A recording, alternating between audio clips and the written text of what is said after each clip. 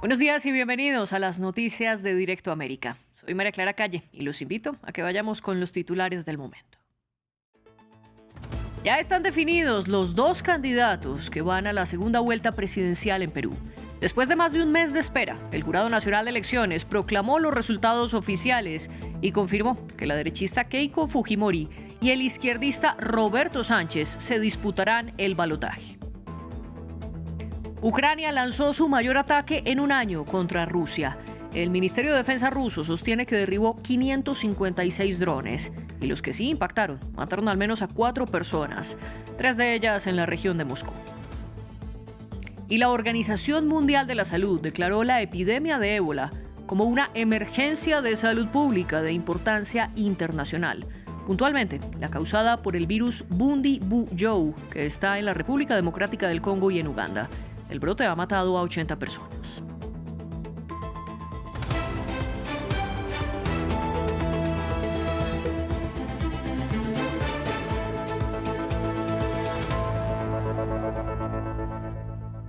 Iniciamos hablando de lo que es noticia en América Latina, porque terminó la espera en Perú. El Jurado Nacional de Elecciones oficializó este domingo los resultados de la primera vuelta de las presidenciales, que se votaron el 12 y el 13 de abril.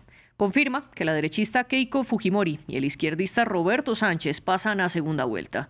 Para hablar del tema nos acompaña desde Lima nuestro corresponsal Francisco Zacarías.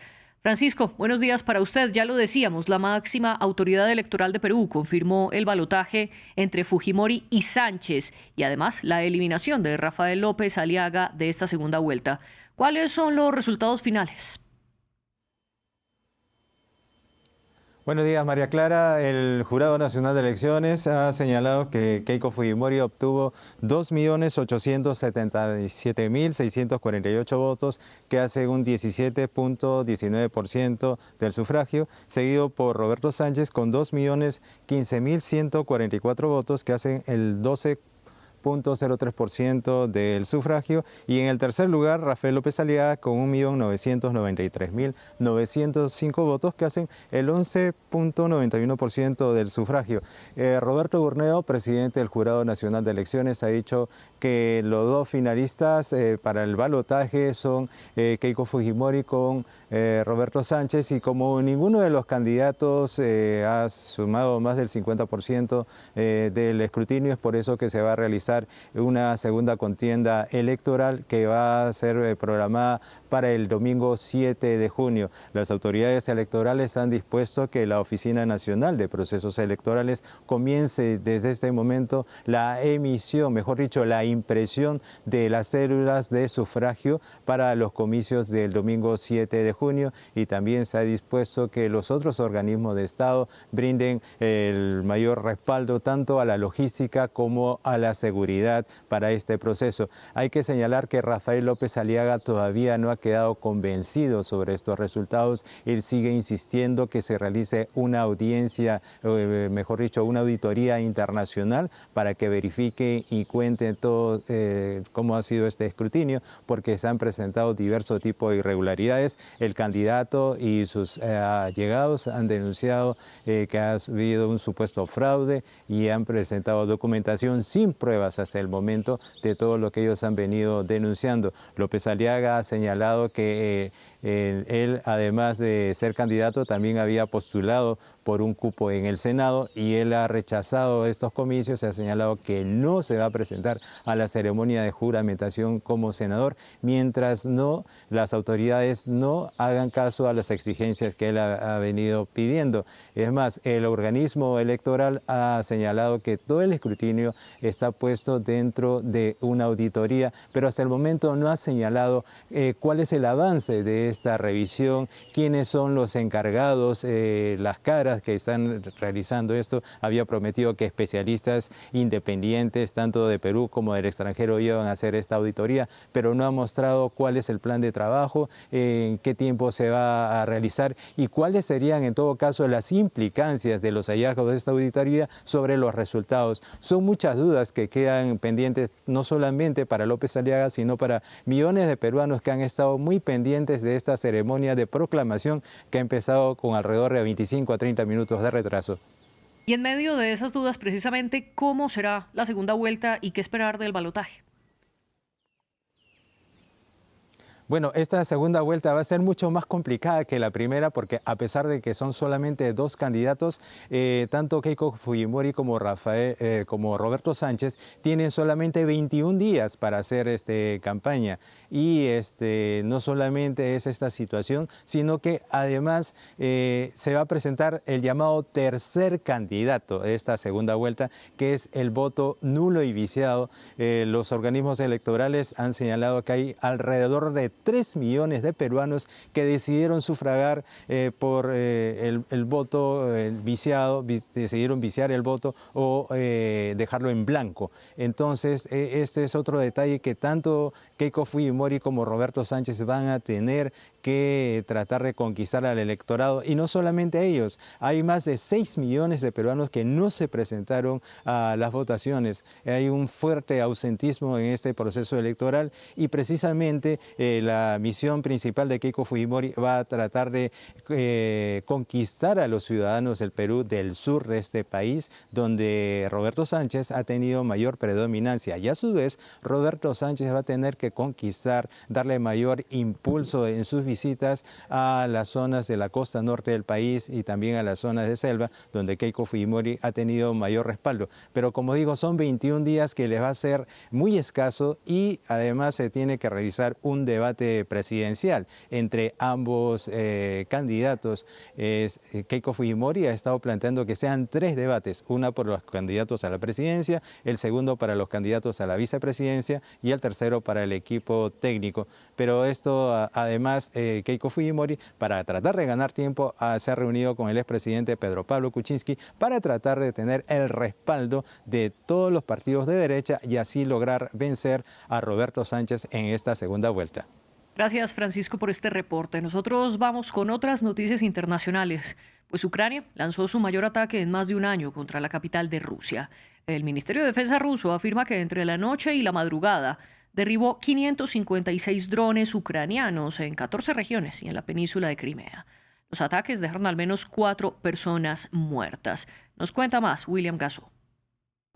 Ventanas destrozadas tras un ataque contra edificios residenciales, esta vez del lado ruso. Con casi 600 drones, Ucrania lanzó uno de sus mayores ofensivas contra Moscú y sus alrededores. Un ataque que dejó a varias víctimas mortales y demuestra la capacidad de Ucrania de alcanzar blancos alejados de la frontera.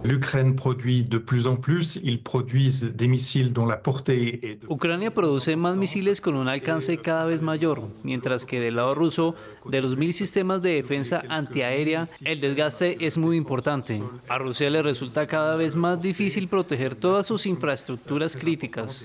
De plus en plus difficile à la Russie de protéger la totalité de ses infrastructures critiques.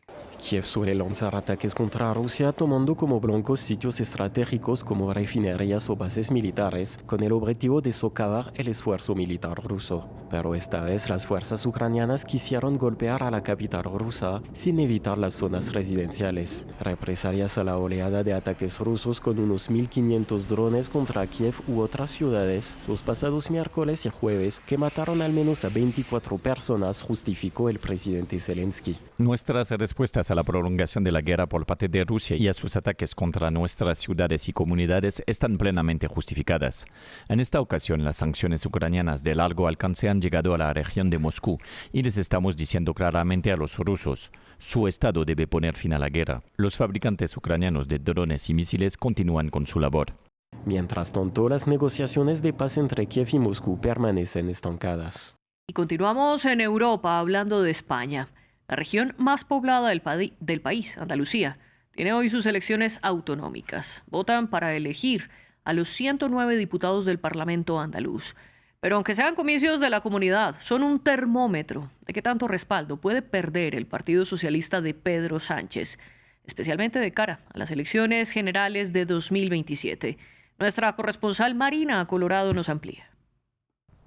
Unas elecciones autonómicas, pero con bastante impacto nacional. Casi 7 millones de personas están llamadas a las urnas para elegir la composición del Parlamento de Andalucía, que con casi una quinta parte de los habitantes de España es la región más poblada del país. Feudo socialista desde la década de los 80, en 2018 el rumbo cambió, entró la ultraderecha por primera vez a un Parlamento regional en España y desde entonces Andalucía es gobernada por el Partido Popular de centro-derecha.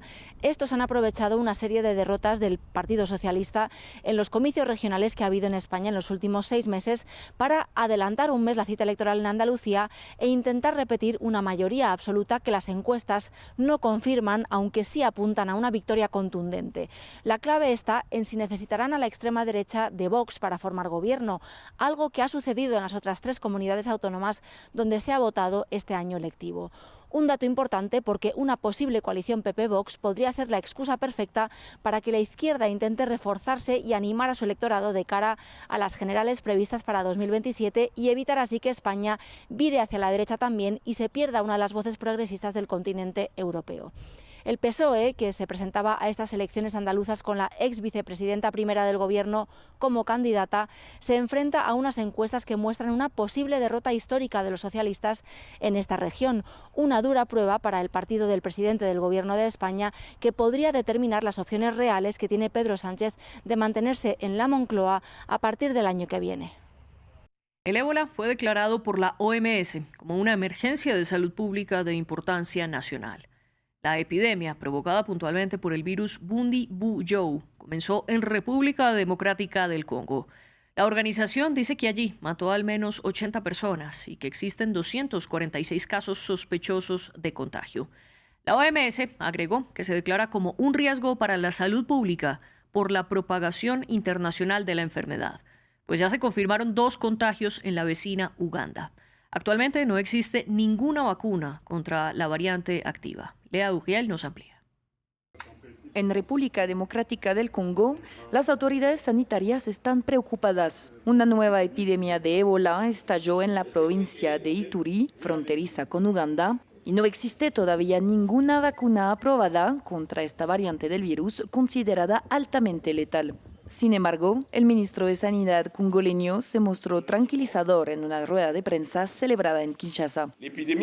La epidemia no será incontrolable porque no haya vacunas, porque no haya medicamentos. No, una vez más, no es una epidemia que estemos descubriendo. En Uganda, me refiero a la cepa, ya la hemos tenido, pero en cuanto a epidemias de ébola, hemos tenido 16. Esta es la 17ª, así que de todos modos sabemos cómo controlar la epidemia.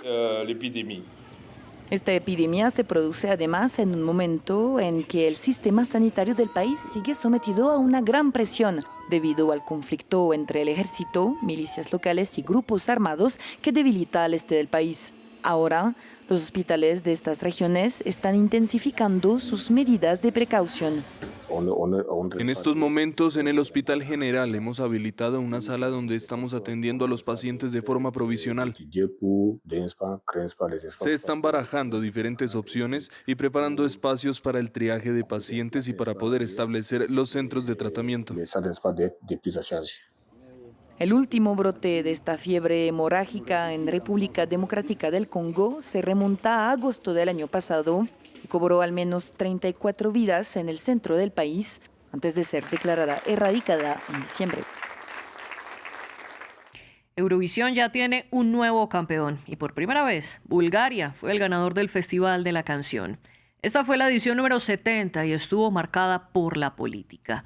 La cantante Dara obtuvo la victoria con su tema Bangaranga.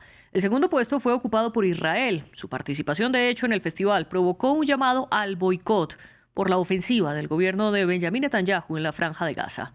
Y en protesta, y por primera vez en la historia del certamen, no participaron España, Irlanda, Eslovenia, Países Bajos e Islandia. El medio estatal español RTVE ni siquiera transmitió el evento. Aún así, la búlgara de 27 años celebró su histórica victoria.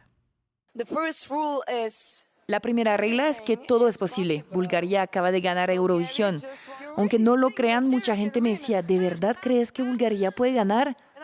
Y yo pensaba, bueno, no se trata de si lo creo o no, simplemente sigo creyendo en mis propias fantasías. Así que da igual, si sucede, sucede y estaré agradecida y con los pies en la tierra. Hasta aquí las noticias. Sigan con nosotros que volvemos en breve.